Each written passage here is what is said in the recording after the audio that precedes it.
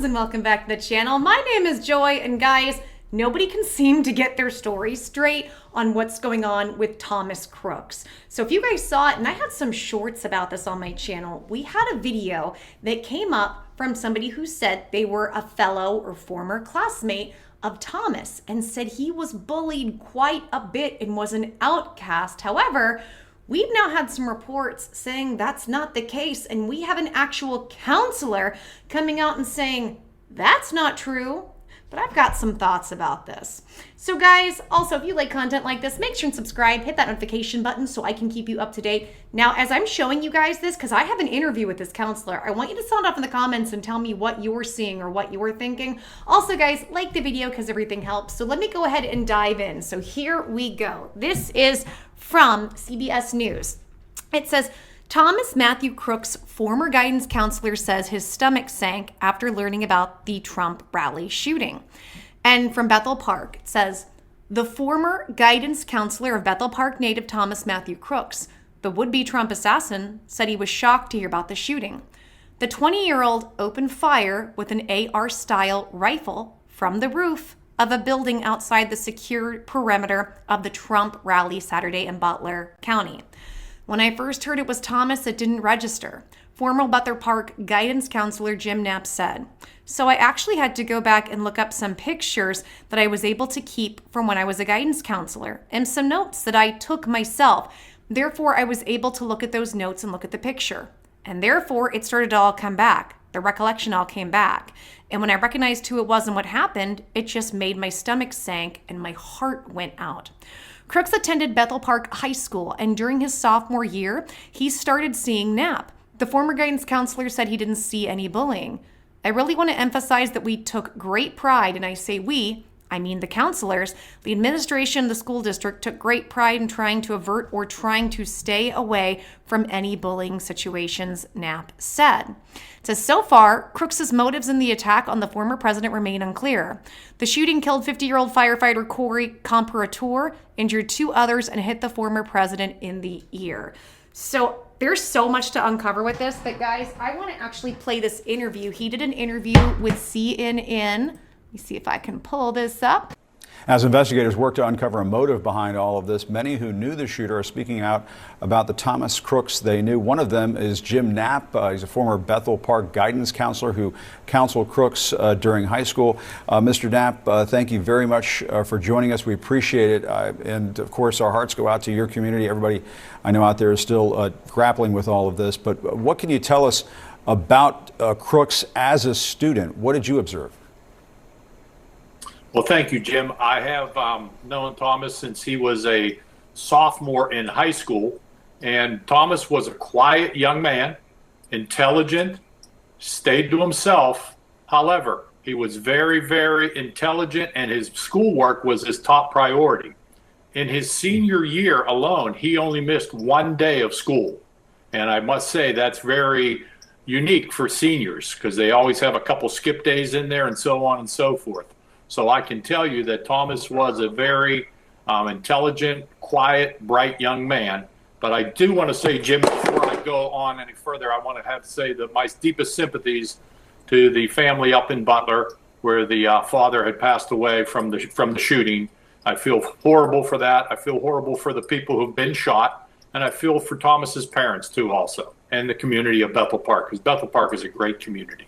Yeah, I would echo all of that. And tell us, Jim, about the moment you found out that a former student was behind this assassination attempt. That must have been a huge shock. It sure was. And it's almost like a movie. It's almost like a book that, you hear of all this. I've always seen on TV different scenarios like this, but I actually was part of it now. And I got the text Sunday morning. And my former principal texted me and told me what happened. And my stomach just went to the ground. The pit of my stomach ached. And it was a very deep time to discern, a very deep time to bring my faith into this, because I really rely on God. And I think that's where we need to go with this, because I believe evil is what overcame Thomas. And I believe evil is in the world. And I believe if we go back to a society where we have prayer not just in schools, but prayer in society. We get more civilized. I look at the role modeling and I say people need to role model for these young people in school. And if we have two gentlemen who are heading the country at this time who can't be civil to each other, that's a problem. And I can only hope that I heard President Trump saying he is going to reverse his character and become a more civil type individual. And I hope that happens. Yeah, and Jim, I do want to ask you about this. A former classmate of Thomas apparently told the New York Times that other students would tease him and even call him a, quote, school shooter. Do you recall, was he bullied in high school? Great question, Jim, and that question has been brought up to me before. Yeah. I can adamantly say he was not. Really? And I say that really deeply because I've thought of this question. When anytime we get a tip on bullying, the administration at Bethel Park takes great pride in stopping it. As guidance counselors, all four of us were out and about amongst the school, and we made sure that if it was going on, we would stop it. But I can honestly tell you, there are no records even that Thomas was bullied. And if he was, I would be notified. Then I would call the parents, and then I would get his teachers involved too. But that did not happen. And I can say with speaking the truth, I was not aware of any bullying in that case. And Jim, we also learned about a post that he made on some gaming platform called Steam that said July 13th will be my premiere. Watch as it unfolds. According to this briefing that the lawmakers up on Capitol Hill got yesterday from law enforcement officials, he was also interested in finding out about depression and treatment for depression. Does any of that ring a bell? Was he into gaming? Did he exhibit signs of depression? Did he ever talk to the school officials like yourself about being depressed? He did not. And I can tell you that when I meet with kids once a year to go over their schedules for the upcoming year, I always emphasize to the kids at that time, come back and see me if you need help. I'll give you an example, Jim. He would sit in the cafeteria and he would be by himself and he would look at his phone. Now, what was he watching? I don't know. I'm hoping he's watching you, but I don't honestly know. And if he was gaming, he was into computers. He went to our VOTEC, which we call our Career and Technical Center. He went there for 2 years into computers. So yes, he was into computers. However, I was not aware of any depression. And if there would have been something, I'm not a mental health therapist, but I sure would have got our school social worker and I would have got our mental health therapist involved also. All right. Well, it sounds like one of those situations where this was just flying under the radar. Folks just didn't pick up on it. If there were disturbing signs, it sounds like folks just didn't know about it. Is that the case? You've been talking to other folks around the community. Yeah. Absolutely, Jim. And what I want to say to that is when he was in school 2 years ago, this young man was not, all of the traits that I'm hearing, he did not show those traits. Yes, he was quiet. The kids were saying he was bullied. I did not see that. Our school officials, I can honestly say, they probably did not see it either, or that would be coming out. I know the school right now is not allowed to say anything other than what our director of communications, Mr. Jim Cromie, had put out. But basically, I can tell you, I am not aware of any bullying that went on. I'm aware of a young man who was quiet, who walked the halls, went to class, only missed 1 day of his senior year, and he really was not, in my opinion, picked on. All right, Jim Knapp, thank you for your time. We appreciate it. I thank you, Jim. Take care. I have a lot to say about this. I'm like, where do I begin? I wanted you guys to hear it in the entirety before I start talking about this. So first, it sounded like from what we heard that Thomas routinely went and saw him. But then he says, well, I would see the students 1 day a year. Now, when I was in school, I'm 40. So we're talking like, oh gosh, 25? Is it 25 years ago? Am I that old? 25 years ago, right? You would have guidance counselors. You would have like 4 for all the kids, hundreds of kids. And I say that to say we didn't treat the guidance counselors ever like therapists. This is what it sounds like. This sounds like somebody from the older generation who's trying to understand what happened and might feel a bit guilty. And look, I'm not saying this guy's at fault at all. I'm not saying that he should feel guilty.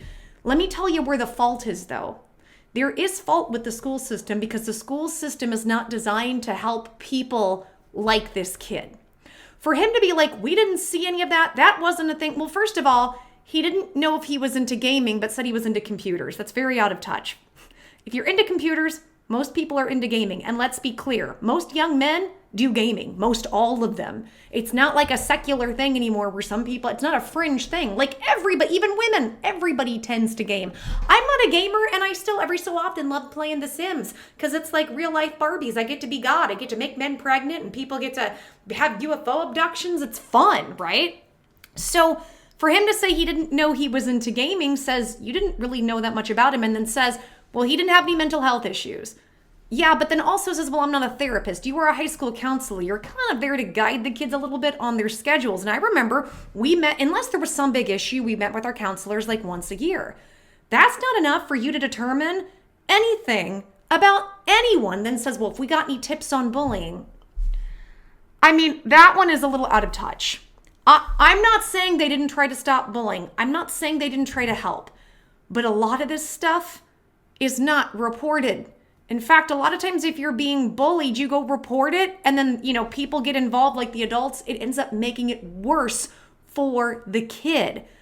But he did confirm a lot of what we heard. He was quiet. He was to himself. He sat by himself at lunch. I think the kids are going to have a better beat on what was going on with the other kids because a lot of that tends to be hidden. Very few adults knew what was going on with me when I was in school. I think I told you guys I had 2 years of very extreme depression. I did try to tell my parents and they shot me down, so I shut down. But I was also told you don't talk about this stuff. Now, I can counter this though because Thomas's parents are both therapists. So you would think that somebody knew something, but I do feel like, and maybe it's not intentional, but there is some arrogance with this guidance counselor to think, well, I was a guidance counselor and I saw nothing. Yeah, but how many hundreds of people and kids did you see? Yet you didn't know he was into gaming. It doesn't make sense, but this also makes sense to what I said about the profile of what I think this kid was. Somebody very smart who did that thing of they were told this is what you do in life and how to be successful and you're good at school, and because you're so intelligent and good at school, then you're going to go out in the world and succeed. And that's not what happens, especially not in this world at this time right now. You don't just get smart, go to college and come out with a good job. You go to college in much more debt, and unless you get something very specific and specialized, most of us are saddled with debt, and it's a bad situation for everybody. And yet schools don't tell you that. Luckily, that information is more and more prevalent. When I was in school, it wasn't. So I left my first year of college. I was doing vocal performance, meaning I was going to be majoring in opera singing, classical music singing. I wasn't going to make money at that. The best I could do was go teach. Teachers don't make money. Nobody told me any of that. And this was 2003. And I looked around and I said, the economy's going to fail with what's happening. Everybody thought I was crazy. I left school. I ended up going and getting real world experience. I lived in Paris. I traveled the world.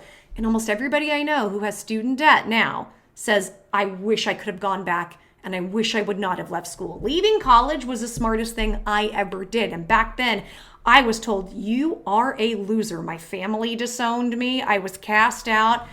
My point is to say he does actually echo a lot of stuff except saying he wasn't bullied. I think there's some guilt. I think he feels guilty about we should have caught it. And to that counselor, I don't think he should feel guilty. Now, in the sense of this, you can feel guilty in a sense of being a part of a school system that was broken, but it's not this counselor's fault. And it's not his fault. The school systems, all of them are broken. They don't really teach kids anything about how to be in the world or how to manage themselves or really help them. In saying this, I do think there are guidance counselors there to help. I bet this man was somebody who wanted to help and probably feels bad that he didn't. But it's arrogant to act like, well, I didn't see any signs. You wouldn't have, honey. You're not, as you just said, you're not a therapist and there's too much going on around you. None of my guidance counselors knew what was going on with me. Not one of them. They would have said, oh, no signs. She's real bubbly and she's real happy and she's real hyper. Would have had no idea. Kids also, when you get to that point of preteens and teenagers, you become very private. You have a really hard time understanding your own emotions, how you deal with the world, and you can kind of go internal, especially back then. Back then, there was no social media.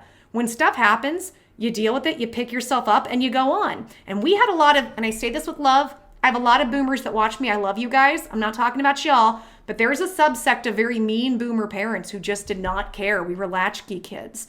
I'm not saying that's the case with this kid, but I'm saying that is still a prevalent thing where when kids are going through something, when teenagers are going through something, they get really quiet. If he didn't know how to socialize, he didn't know how to speak up, even to therapist parents perhaps. He was probably just internally trying to deal with all of this. Because I've had a lot of people saying, well, the counselor spoke up, so he wasn't bullied. It doesn't mean anything. And again, no disrespect to this counselor. I bet he's a wonderful person. I bet he's a very nice man. I bet he took his job seriously and tried to help. But the school system is not designed for him to be able to help everybody. It's just not. And kids are going to be secretive with what they're going through. And now I've actually heard this too. I've heard people say, well, the person who said he was bullied, the other, I guess, kid that came out and said he was bullied, wasn't even a classmate, wasn't in the same year, this, that, and the other. He still could have known different things. And I'm not saying that's true or not true. I don't really know. But we do know that there were hallmarks of things. Another thing I do want to talk about, and this is such a mixed bag because I'm a very spiritual person. He said we need prayer in school, and that kind of scares me as to where his head is. There's a reason there's church and state separation. I'm living proof of that. I grew up in a very Christian conservative area. When I say that, I'm talking about Christians who said, you are evil for being LGBT, and T wasn't even really a thing then, it was really the LGB. You're evil. And they would discriminate and be prejudiced and be mean and bully. I was one of the voices back then that stood up and said, no, we shouldn't do that. And I had people come at me. You are evil. You're going to hell. God is mad at you. When it comes to some of the fundamental religions, especially 20, 25 years ago, right? I'm talking a while ago, there was a much more judgmental, mean concept. There still is some of that today, but it's a lot better because more people like me, and thank God for the LGBT, advocated saying we're people, we deserve respects and rights, which they absolutely do. And now that's a more common thing. But there's a reason for church and state. I remember growing up, there was one girl that was Jewish, and she didn't get, one time the teacher was in class saying that those people were going to go to hell. That's where they were going to go. And you could say, well, that's against the law. How can you get away with it? What are you to do? There was no cameras back then. We had no phones. We barely had the beginnings of flip phones, guys. What were we going to do? Who were you to call? You called the news station? They didn't care. So many things like that went on, even for me. For the most part, the kids that got scholarships, it was all through their church organizations or connections through churches. I didn't get any scholarships, and yet I was the top of my field at the majority of the things that I did that were specialized, like music, singing, broadcast journalism, the things that I specialized in. But I was always passed up, even if I were the better student, had more accolades, had more awards, because so-and-so, they're in the same church. And look, I'm not knocking it. I get it. It's networking. I'm not mad about it, but I am saying, on the one hand, I do agree with him. We need to teach kids about things like faith and being able to hold your visions and hold your thoughts in a positive way and how you go forward and create the world from that manner. And I'm a very spiritual person. Faith is at the forefront of me. It's everything I do. Most days I wake up, I'm in an exceptional amount of pain, even though it's getting better. And I don't know how, right now, I don't know how I'm sitting here doing this. I'm not saying that to be a victim. I'm not saying that to, try to get sympathy. I'm saying every day I have to just have faith. Today I'm doing my health routine. We're continuing to figure things out. This will get better. My body is on fire. I can't think. I can't take information. I can't speak. When I speak, it's very painful, but it's going to get better. I'm going to get better because I'm going to will it into existence with God or the universe. I agree to an extent, but there has to be a separation because there are enough dumb people who are crazy when it comes to religion. And that's the concern that I have. Here's what I would say. We need to have life class skills. We need to have classes on educating about mental health, what that looks like, how to get help for that. But that would we'd have to redo the whole system. As I've said before, you got to look at mental health holistically. You have to look at it holistically. You have to look at, for instance, there is a famous, I forget what he is. He's neuro something, but basically he studies the brain. And he's been working with celebrities. He's also a therapist. He studies the brain, and he's noticed that there are a lot of people who come with mental health issues, and it's because they have physical health issues. Like one was he had somebody, and I forget who he is, but I'll have to remind me, and I'll figure it out, and I'll name drop because I love this guy. Again, memory's fuzzy because I have health issues and it affects my cognitive abilities. But he was talking about how he had a family member, a kid who was like, I have these violent tendencies. I have violent tendencies where I want to go hurt people and pew pew and this, that, and the other. I don't know what to do. And he just took this dramatic turn. They did therapists. They put him on medication. Nothing happened. He did a scan of his brain. He had a big tumor on the area of the emotional control centers. They removed it. He went right back to who he was. Yet every therapist was like, oh, extreme mental illness. My point is, we need to understand mental illness and we need to be able to educate on what that is, but we are so far removed. You never hear mental illness from the physical health aspects. And I'm not saying it's only physical health, but I am saying that's a portion that is lost. We need to teach kids, how do you think? Not what to think, how to think. How to build your life in the way that you want. How to create something when you don't know how or don't know what the steps are. How to be able to have gumption. These are the types of things that we do need to teach kids without allowing religion to come in a way that could be destructive. So I wanted to go ahead and put this out there because I heard a lot of people saying because of what he said, that means he wasn't bullied. That's not true at all. And I'm not saying he was bullied. I didn't know him, right? But I bet he did go through some types of social isolation as he was always by himself. Why was he always by himself? I don't think that was by choice because we all want connection. He was probably outcasted to some degree, to some level. And I think just because a guidance counselor, and that's another thing. Should guidance counselors be talking? Isn't there HIPAA involved? But he also said he's not a therapist. He's like, well, the schools can't talk about it. Because you're retired, you can. So does that mean that if teachers or if counselors retire from school or otherwise, they get to just spill people's information? I think he's trying to give insight and trying to help give understanding and probably alleviate some of his own guilt that he might have. Again, I don't think he should feel guilty because I don't think any of this is his fault. I don't think this is something that he could have picked up on, right? But at the same time, it does kind of concern me of like, why are you dropping all this information? I don't know. What do you guys think about this? Do you just fully agree with him? Do you think I'm totally off base here? I'm conflicted. I think it's interesting to hear, but I'm also concerned. Why would you want to disrespect that student's privacy just because they're gone? Aren't there issues surrounding that? Do you think he was bullied or do you believe this guy? What do you think? Tell me your thoughts, guys. Sound off in the comments. If you like content like this, make sure and subscribe. Hit the notification bell as well. Like the video. Everything helps. And guys, today, when it comes to Trump's speech, I'm going to attempt second time to go live. So if you want to see it with me, let me know. I'm probably 30 minutes before. Apparently 9:09 Eastern, he's going to be doing his speech. I'm going to at least 30 minutes ahead of time be going live then. This will be my first live on YouTube in a really long time. So I'd love to see you there if you want to be there. I'd love to have you. All right, guys, until the next video, I'm giving everybody hugs, kisses. As always, thank you so much for being here. Thank you so much for supporting me. I'm supporting you. I've got your back too. Okay, guys, stay safe and I will see you soon. Bye.